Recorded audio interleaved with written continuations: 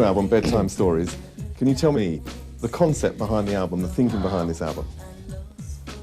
Well, I think most of the songs are about a kind of a spiritual struggle, or coming to terms with a spiritual struggle, or coming to realizations about, well, life, really. I know it sounds kind of general, but that's really what it is. And there's a romantic theme within the album, of course. Yeah. There is a move from sex to romanticism. Well, let's say eroticism and romanticism.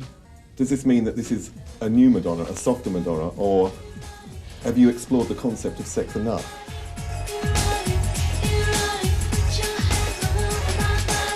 No,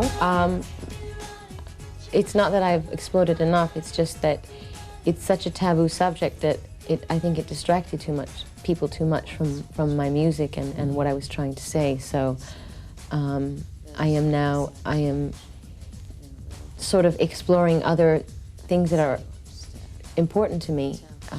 It's not that eroticism and sex isn't important to me, but romance is too, and I'm exploring that. And it's just another part of me. In what way do you think it distracted people, though, just in terms of the press? Because sex is a taboo subject, period. You're just not supposed to talk about it. So. Okay, the first song's called Survival, but are you a natural-born survivor? Is it something that you've actually had to learn? I think that you learn to survive.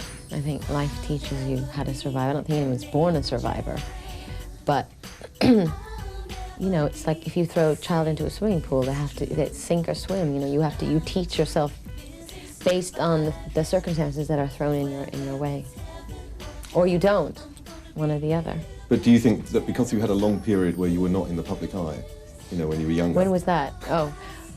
Can you remember that far back? But actually those experiences at that time. I think that gave me a good, strong base to stand on. But I think more importantly, since I was very young, I've had situations thrown in my face where I had to survive, and I had to teach myself to survive and find resources to be strong. I think that's the real reason that I've been learning how to be a survivor since I was very young.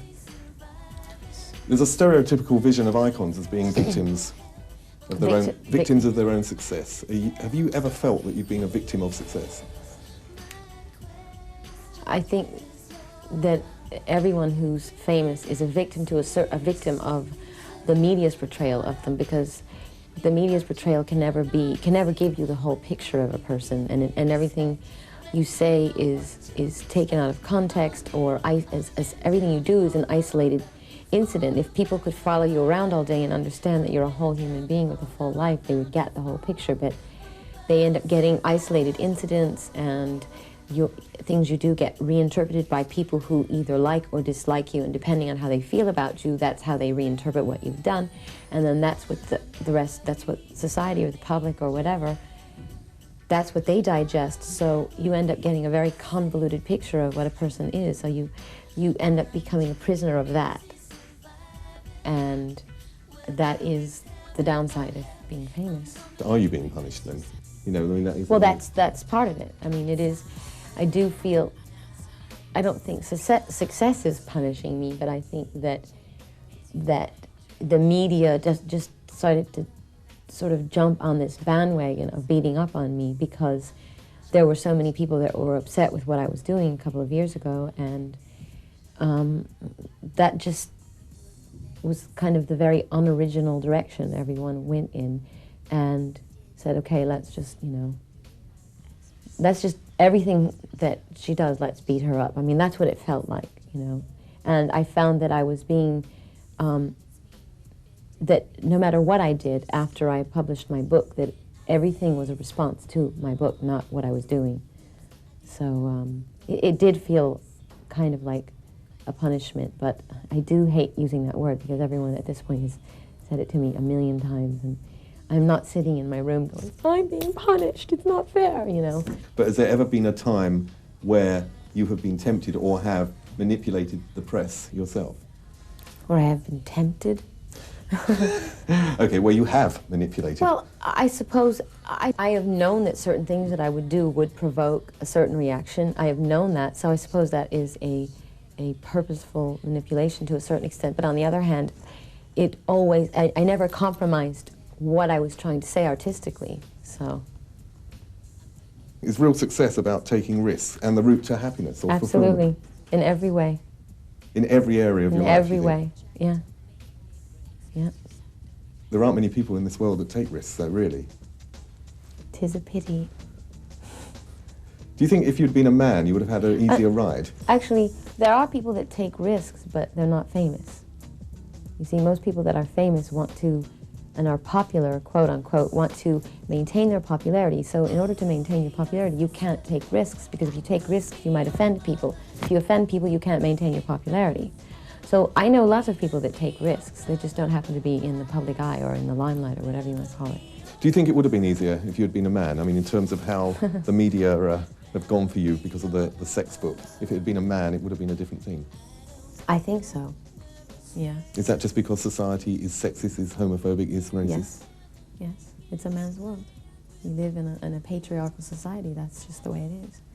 And men make all the rules. What did you want to get across then? With what? With the book, what did you circumstance? want to get across? Because it's obviously been clouded, isn't it? It's been... Just basically that it's all right to have sexual fantasies, that it's all right to play with them, to talk about them, that it's all right, that there's nothing wrong with you if you're attracted to darker things, that you know, and also to have a sense of humor about it, because most of the writing in the book is very tongue-in-cheek and meant to be taken that way. And actually to take the wind out of like the dark, naughty nature of sexuality and to make fun of how society like pushes it in a closet and makes everyone feel a sense of shame about it. So, and the fact that everyone reacted that way with a sense of shame was precisely the point that I was trying to make, you know, about society and how we need to change. Sanctuary is another song. Do you think sanctuary can be found in another person, or sanctuary is about finding it within yourself?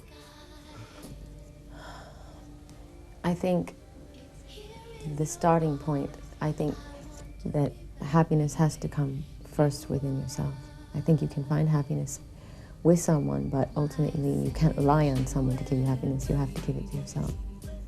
That song is like, I want to be married, I want to be carried. But I mean it in the metaphorical sense. It's here in your heart, I want to be carried. It's here in your soul, I want to be married. It's about connecting to someone, to finding your soulmate, not necessarily getting married. But do you have a romantic ideal in terms of soulmate? Listen to my record. Yeah, I know. I can see there obviously is one there. What is it though, for you? What is a romantic Just ideal? everything that we've been talking about. I mean, just that. I mean, being passionate about what you do, standing for what you believe in, and having friends that feel the same way, taking risks, and being in love with someone who feels that way. I mean, that's, I suppose, a romantic point of view. I think artists generally want to fall in love with other artists or other creative people. Why? Because the soul of an artist is... Because if you're a true artist, then you take chances and you take risks, and no one else can really understand why you do it except another artist. That sounds like a recipe for disaster. I would have thought the best person would be almost like a businessman somewhere. You know, you could have the soul of an artist and be an investment banker. I'm not saying that you have to be, you know, an expressionist painter or, you know, a performance artist or something to understand, but you have to... I can't describe, and I can't describe to you what the soul of an artist is. It's just something that you know and feel it instinctually. You say, well, that person understands me. Have you ever wanted to be gay? No, I want to be who I am, and I have feelings, I've had feelings towards other women that were sexual. I've been sexually attracted to other women, and I suppose you would say that that's feeling gay. I don't know. And that feels fine. But I think ultimately I'm very attracted to men, so... And I don't sit here and go, oh, I wish that I was a lesbian, or I wish I was a gay man. I wish to be who I am. I think you have to define your own parameters if you do not live a conventional lifestyle, period, whether you're straight or gay or what. And I never think about labels, you know, like, I never think, oh, I'm attracted to this, so that makes me this. That's a waste of time. That's what society needs to do all the time to feel safe. Okay, how important is commercial success to you in all your ventures? Well, I have to pay the rent, so it's important. And I've got lots of rents to pay, so. I mean, me personally as an artist, it's always most important for me not to compromise myself artistically, but I would be a liar if I said that I didn't care whether my record sold or my movies did well or my record company did well. That is important to me too.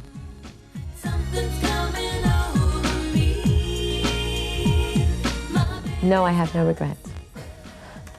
Just in case you were going to ask me that.